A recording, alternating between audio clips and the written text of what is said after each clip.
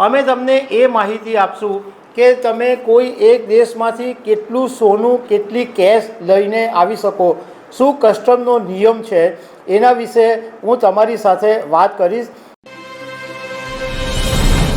નમસ્કાર। કર્ણાટકના બેંગલુરુમાં પકડાયેલી અભિનેત્રી રાનિયા રાવ 14 કિલો ગોલ્ડ સાથે પકડાઈ અને એ પછી એણે કબૂલાત કરી કે માત્ર યુએઈથી નહીં પરંતુ અમેરિકા, યુકે સહિતના દેશોમાંથી પણ એ ગોલ્ડ લાવતી હતી અને ગોલ્ડની દાણચોરી સાથે ઘણા સમયથી સંકળાયેલી હતી। હવે આ રાનિયા રાવ અત્યારે ચર્ચામાં છે, તો એની સાથે અમે તમને એ માહિતી આપશું કે તમે કોઈ એક દેશમાંથી કેટલું સોનું કેટલી કેશ લઈને આવી શકો, શું કસ્ટમનો નિયમ છે, એના વિશે હું તમારી સાથે વાત કરીશ। મારું નામ રાજેશ શાહ છે અને તમે જોઈ રહ્યા છો ગુજરાતના સૌથી મોટા ડિજિટલ ન્યૂઝ પ્લેટફોર્મ ખબર છે.com। ભારતની અંદર 1962નો એક કસ્ટમ એક્ટ છે અને 1967નો એક પાસપોર્ટ કાયદો છે। હવે આની અંદર તમને પહેલાં એ વાત કરું કે તમે ધારો કે ડોમેસ્ટિક ફ્લાઇટમાં મુસાફરી કરો છો, એટલે ભારતના એક શહેરમાંથી બીજા શહેરમાં જો તમે મુસાફરી કરો છો તો સોનું લઈ જવા માટે કે રોકડ લઈ જવા માટે કોઈ મર્યાદા નથી। ગમે એટલું સોનું તમે લઈ જઈ શકો, ગમે એટલી કેશ તમે લઈ જઈ શકો, પરંતુ એની અંદર નિયમ એ છે કે તમને જો શંકા જાય તો CISF કે ઇન્કમટેક્સ પૂછપરછ કરી શકે। એટલે તમે 500 ગ્રામથી વધારે સોનું લઈને જતા હોય તો CISF કે ઇન્કમટેક્સ પૂછી શકે। એમાં જો તમે એનું ઓથેન્ટિસિટી બતાવી દો કે તમારું આ ખરીદી બિલ છે, તમારું આ 1 નંબરનું છે, તો તમને કોઈ પ્રોબ્લેમ નહીં થાય।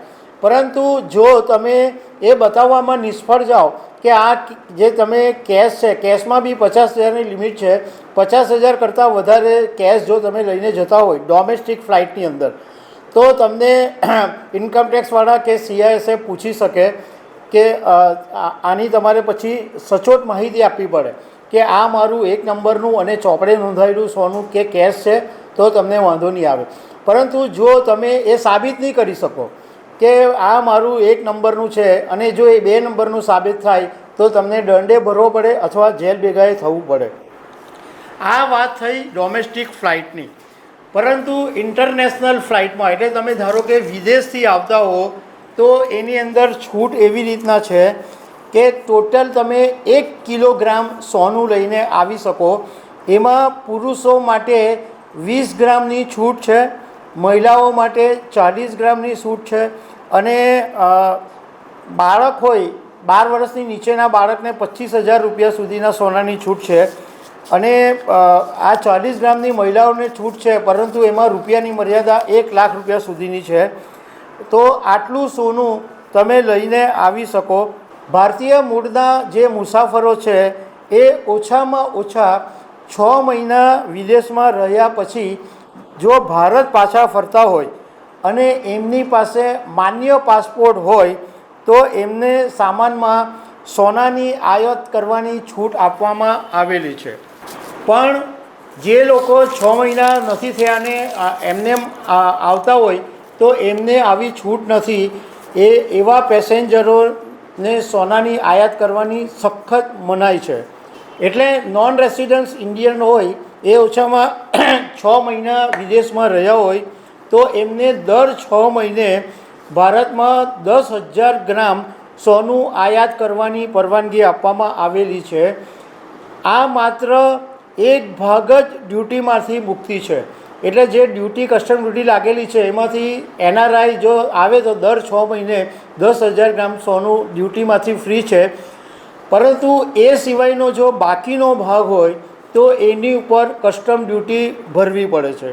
સોનાની લગડી કે સોનાના કોઈન જો તમે લઈને આવો તો એની ઉપર ફરજિયાત મેન્યુફેક્ચરિંગ અને રિફાઇનરીનો કોતરેલો સિરિયલ નંબર ફરજિયાત હોવો જોઈએ અને એની ઉપર વજન છે એ મેટ્રિકમાં લખેલું હોવું ફરજિયાત છે।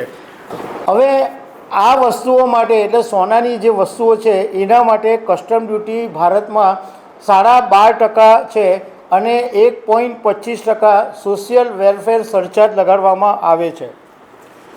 જે મુસાફરો કન્સેશનલ ડ્યુટી લાભ માટે લાયક નહીં હોય એમને સોનાની વસ્તુઓ ઉપર 38.5% કસ્ટમ ડ્યુટી પછી ચૂકવવાની રહેશે. હવે બીજું એ કે તમે ધારો કે ફોરેન જાઓ છો અને તમારે કેશ અથવા વિદેશી ચલણ તમારે લઈને જવું છે તો એમાં પણ મર્યાદા છે કે $3,000 એટલે લગભગ 2.5 લાખ રૂપિયા સુધી તમે કેશ વિદેશી હુંડિયામણ કેશ લઈ શકો. પરંતુ એનાથી વધારે રકમ જો તમારે લઈ જવી હોય તો તમારે સૌથી પહેલાં RBIની પરવાનગી લેવી પડે. તો દર્શક મિત્રો, આવી અનેક વાતો સાથે અમે તમને મળતા રહીશું. Thank you very much.